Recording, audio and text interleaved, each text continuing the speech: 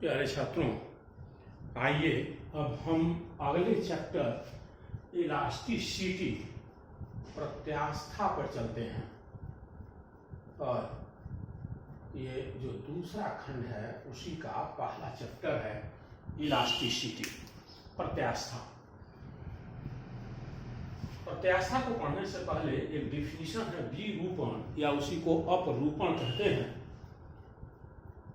कह रहा है कि जब किसी वस्तु पर कोई बल लगाया जाता है तो वस्तु का आकार या रूप या दोनों ही परिवर्तित हो जाता है। इस परिवर्तन को विरूपण, मतलब देखिए, बी मतलब बिगाड़ देना, रूपण किसी के रूप को। जैसे किसी वस्तु की लंबाई सपोज कर लीजिए ये एल है, यहाँ ये फोर्स लगाए और इसकी लंबाई बढ़कर इतनी हो गई। अब देखिए लंबाई इतनी हो गई, निश्चित इसका क्षेत्रफल जो है कि कम हो गया, आयतन उतना ही रहेगा। तो क्या हुआ, जैसे ये मोटा तार था, पतला हो गया, तो उसकी आकृति क्या हो गई, बदल गई। तो वही कह रहा है कि जब किसी वस्तु पर कोई बल लगाया जाता है तो वस्तु का आकार या रूप या दोनों ही परिवर्तित हो जाता है। इस परिवर्तन को विरूपण कहते हैं। और जो बल आपने लगाया जिसके कारण इसका रूप या आकार या दोनों ही परिवर्तित हुआ, ऐसे बल को विरूपक बल कहते हैं। तो इस बात का ध्यान रखिएगा कि विरूपक बल वह बल है जो किसी वस्तु के आकृति या आकार या रूप या दोनों ही परिवर्तित कर देता हो, विरूपक बल कहलाता है। और विरूपक या विरूपण का अर्थ है कि किसी वस्तु के आकार या रूप या दोनों को ही परिवर्तित कर देना। अब प्रत्यास्था देखिए, और डिफिनेशन देखिए, समझाता हूं। कहा प्रत्यास्था किसी वस्तु के पदार्थ का वह गुण है जिसके कारण वस्तु किसी विरूपक बल के द्वारा उत्पन्न आकार या रूप के परिवर्तन का विरोध करती है, और जैसे ही विरूपक बल हटा लिया जाता है वह अपनी पूर्व अवस्था को प्राप्त कर लेती है। कहने का अर्थ ये, जैसे इसी को ले लीजिए आप, ये इसकी लंबाई L है, यही विरूपक बल है। विरूपक बल लगाया तो इसकी ये लंबाई मान लीजिए स्मॉल l बढ़ गई। इस तरह से अब इसकी टोटल लंबाई जो है कि ये हो गई। अब ये जो आपका पदार्थ है, ये जो भी वस्तु है उसका पदार्थ यानी जिस भी पदार्थ से बना हुआ है वो इस परिवर्तन का विरोध करता है। उसको जो पार्टिकल है उनमें जो तनाव है वे इनका विरोध करते हैं, और जैसे ही आप इसको हटा लिए ये तुरंत अपने प्रारंभिक अवस्था में जो है कि पहुंच जाए, तो पदार्थ का यही गुण प्रत्यास्था कहलाता है। इसी नाते कहा कि प्रत्यास्था किसी वस्तु के पदार्थ का वह गुण है जिसके कारण वस्तु किसी विरूपक बल के द्वारा उत्पन्न आकार या रूप के परिवर्तन का विरोध करती है, और विरूपक बल जैसे ही हटा लिया जाता है वस्तु अपनी पूर्व अवस्था को प्राप्त कर लेती है। ठीक है, लचीले रबड़ ये एक निश्चित सीमा तक ही पॉसिबल है। रबड़ खींचिए, थोड़ा सा छोड़ दीजिए, पुनः अपने वो ओरिजिनल शेप एंड साइज में जो है कि पहुंच जाता है। तो वही कहा कि प्रत्यास्था किसी वस्तु के पदार्थ का वह गुण है जिसके कारण वस्तु किसी विरूपक बल के द्वारा उत्पन्न आकार या रूप परिवर्तन का विरोध करती है, और जैसे ही विरूपक बल हटा दिया जाता है वस्तु अपनी पूर्व अवस्था को प्राप्त कर लेती है। तो वस्तु का यही गुण क्या कहलाता है, प्रत्यास्था कहलाता है। अब आइए पूर्ण सुघट्य या प्लास्टिकता पर, प्लास्टिसिटी कहते हैं। कह रहा है कि यदि विरूपक बल हटा लेने पर, यानी कहने का ये है कि जैसे ये वस्तु है, इसकी लंबाई है L, यह बल आप लगा दिए, इसकी लंबाई में वृद्धि हो गई आपकी स्मॉल l की। अब यही विरूपक बल है।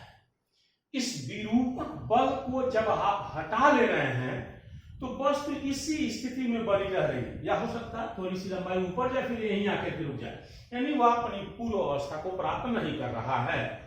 ठीक है, तो ये अस्थायी विरूपण कहलाता है। अब ऐसी वस्तु को जिसमें अस्थायी विरूपण पाया जाता है प्लास्टिकता या सुगर के वस्तु कहते हैं।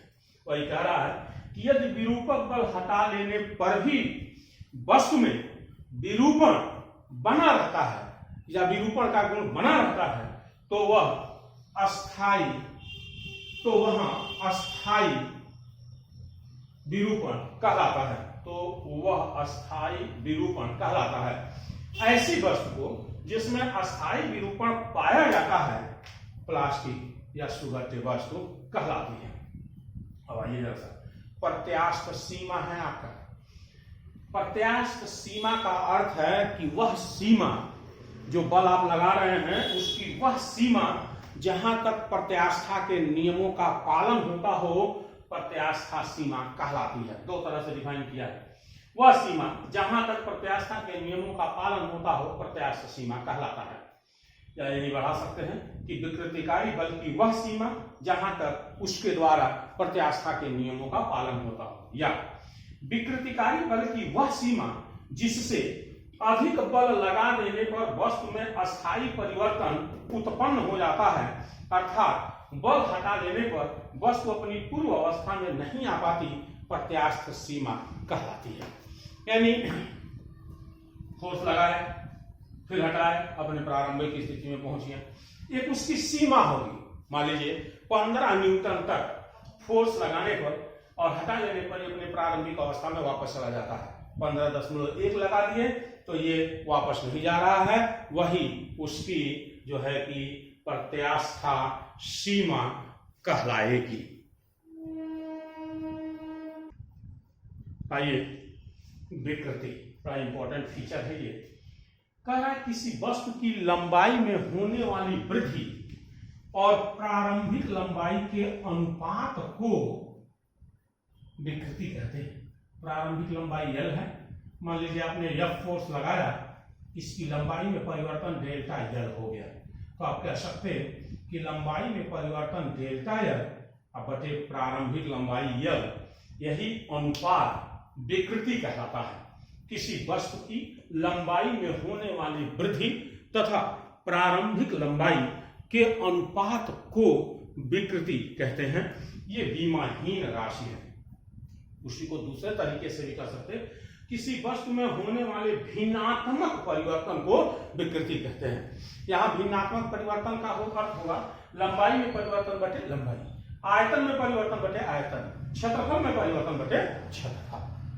देखिए नीचे लिख दिया, किसी वस्तु के एकांक आकार में होने वाले परिवर्तन को, चूंकि यह भी विकृति है, डेल्टा A बाई A, ये नीचे है, एकांक आकार क्षेत्रफल में होने वाले परिवर्तन को विकृति, लंबाई या आयतन या आकार में परिवर्तन अपान प्रारंभिक लंबाई या प्रारंभिक आयतन या प्रारंभिक आकार। आकार का अर्थ यहाँ पर आपका क्षेत्रफल से है, चूंकि डायमेंशन लेस क्वांटिटी है, लंबाई का मीटर, L का मीटर, मीटर से मीटर, यानी इसकी कोई बीमा नहीं होगी और न तो इसका कोई मात्रक होगा, इसलिए बीमा लिखा गया m to power 0, L to power 0, T to power 0। इस तरह से कह सकते हैं कि किसी वस्तु की लंबाई में होने वाली वृद्धि तथा प्रारंभिक लंबाई के अनुपात को विकृति कहते हैं। यह बीमाहीन राशि है।